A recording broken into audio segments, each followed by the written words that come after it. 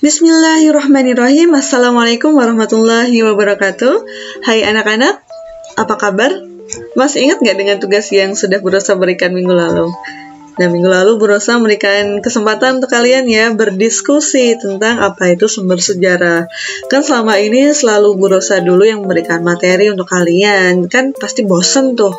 Nah, karena itulah kemarin Bu Rosa memberikan kesempatan pada kalian untuk mencari informasi sendiri dari banyak sumber, dari internet, dari buku, dari apapun itu.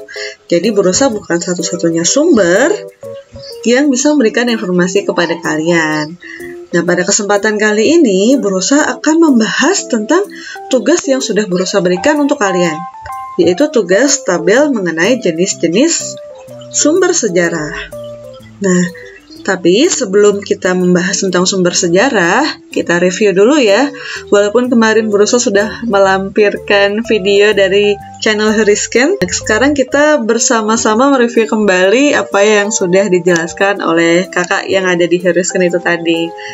Jadi sumber sejarah itu adalah jejak masa lampau yang dapat kita jadikan acuan dalam melakukan rekonstruksi peristiwa sejarah, atau hal apapun yang di situ memberikan kita petunjuk untuk bisa menyusun kembali atau mereka ulang sebuah peristiwa sejarah yang nantinya kita hasilkan dalam sebuah bentuk laporan, penelitian, atau sebuah karya tulis. Nah, itu namanya sumber sejarah atau dikenal juga sebagai data sejarah. Berdasarkan bentuknya, sumber sejarah kita bagi menjadi 3 jenis.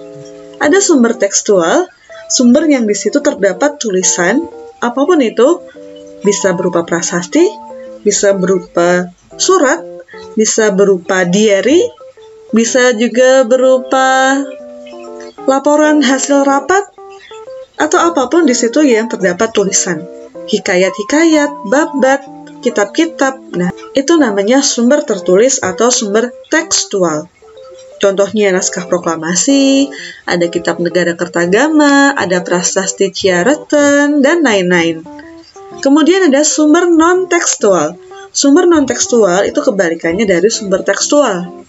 Sumber non-tekstual ini bisa berupa benda-benda hasil peninggalan purbakala, lalu ada artefak, ada fosil, ada bangunan-bangunan berupa candi atau gedung-gedung peninggalan zaman kolonial, stasiun-stasiun, itu namanya sumber non-tekstual. Bisa juga berupa sumber visual foto. Kemudian audiovisual, video dokumenter, itu masuk sumber non-tekstual. Lalu ada sumber lisan. Sumber lisan ini berarti sumbernya berasal dari kesaksian pelaku sejarah ataupun saksi sejarah. Kemarin sudah dijelaskan perbedaan antara pelaku dan saksi ya. Pelaku itu dia terlibat, sedangkan saksi dia menyaksikan atau dia hidup pada zaman peristiwa itu terjadi. Nah, sumber lisan ini dibagi menjadi 2 nih teman-teman. Ada sumber sejarah lisan. Sejarah lisan, ingat ya, sejarah itu adalah sesuatu yang benar-benar terjadi. Lalu ada tradisi lisan. Nah, jadi Indonesia itu tidak memiliki budaya tulis-menulis ya dulu itu. Sebelum datangnya kebudayaan Hindu, bangsa Indonesia itu cenderung memiliki budaya penutur atau budaya lisan. Dongeng, legenda, mitos, lagu-lagu rakyat, cerita-cerita rakyat itu disampaikan dari mulut ke mulut. Itu namanya tradisi lisan. Dan biasanya tidak ada penulisnya, anonim. Nah, kalian bisa cari tahu sendiri apa itu yang dimaksud dengan tradisi lisan. Bisa dibedakan ya, sejarah lisan dan tradisi lisan itu masuk sebagai kategori sumber lisan. Kemudian berdasarkan sifatnya, sumber sejarah kita bagi menjadi 3. Kalau di video kemarin itu dibaginya menjadi 2. Sebenarnya itu nggak masalah, tapi untuk lebih rinci kita bagi menjadi 3 saja ya. Kalau sumber primer itu kita dapatkan langsung dari pelaku atau saksi sejarah. Jadi ini sangat kuat, sangat-sangat diutamakan dalam sebuah penelitian. Kalau kalian bisa membuat tulisan berdasarkan sumber primer, tulisan kalian itu akan jauh lebih berharga daripada sumber sekunder. Sedangkan sumber sekunder ini adalah sumber turunan. yang kita peroleh dari laporan-laporan hasil penelitian para ahli. Lalu juga bisa dari buku-buku atau majalah-majalah yang menceritakan tentang sebuah peristiwa sejarah di masa lalu yang tidak sezaman dengan terjadinya peristiwa tersebut. Lalu ada sumber tersier. Sumber tersier ini lebih jauh lagi kedekatannya dengan peristiwa sejarah, seperti buku-buku paket atau buku-buku teks pelajaran, itu kita sebut sebagai sumber tersier. Kita langsung ke pembahasan ya. Soal nomor 1, di situ ada dalam kompleks situs Gunung Padang, Jawa Barat terdapat sejumlah bangunan berciri megalitik. Nah, jenis sumber sejarahnya apa? Kompleks situs nih. Kompleks situs kan berarti bangunan ya. Bangunan berciri megalitik. Megalitik adalah batu besar, punden berundak nih di Gunung Padang, Jawa Barat. Maka masuk sebagai sumber non-tekstual berupa benda atau artefak di sini. Artefak itu adalah benda-benda ciptaan manusia, bisa berupa kapak genggam, bangunan-bangunan megalitik seperti ini, kemudian lukisan-lukisan di dinding gua, perhiasan-perhiasan yang diciptakan pada masa praaksara maupun masa aksara, itu namanya artefak. Benda-benda hasil ciptaan manusia. Nah, itu namanya artefak ya, berbeda dengan fosil. Kalau fosil itu adalah sisa-sisa tumbuhan maupun binatang atau makhluk hidup berasal dari jutaan tahun yang lalu atau ribuan tahun yang lalu. Itu namanya fosil. Lalu kita cek dia masuk kategori apa? Karena ini dibuat oleh pelakunya langsung atau dari manusia peraksanya langsung, maka kategorinya adalah kategori primer. Kecuali bangunan megalitik ini adalah tiruan dari aslinya, itu baru bisa kita bilang sebagai sumber sekunder. Tapi karena ini asli, maka kategorinya adalah kategori sumber primer, berupa benda atau artefak. Paham ya dari soal nomor 1?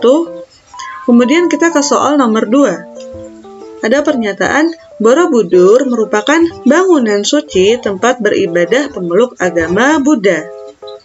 Nah, apa jawabannya? Sama ya dengan nomor 1, yaitu sumber non-tekstual berupa benda atau artefak kategori primer. Karena dibangun oleh dinasti Shailendra. Walaupun yang sekarang itu adalah hasil renovasi dari aslinya, tapi itu dibangun dengan tidak menghilangkan unsur asli dari bangunannya yang diciptakan pada masa dinasti Shailendra. Jadi kita masukkan sebagai kategori primer berupa sumber benda. Oh iya, ini salah ya. Ini bukan masuk artefak. Jadi kalau artefak itu adalah hasil ciptaan manusia yang bisa dipindah-pindahkan, itu namanya artefak. Kalau Borobudur ini kan bangunan candi ya, dan dia tidak bisa dipindah-pindahkan, maka Borobudur ini masuk sebagai kategori benda, sumber sejarah berbentuk benda. Kita ke soal nomor 3. Kitab Negara Kertagama berisi tentang silsilah raja-raja, sistem pemerintahan, sistem hukum dan perundang-undangan dari Kerajaan Majapahit. Siapa yang mengarang Kitab Negara Kertagama? Ada yang tahu? Kitab Negara Kertagama itu ditulis oleh Empu Prapanca. Nah, yang namanya kitab itu biasanya isinya apa? Ada tulisannya atau tidak? Ada ya. Nah, kalau ada tulisannya berarti kita masuk sebagai apa? Sumber tekstual atau sumber tertulis berupa kitab.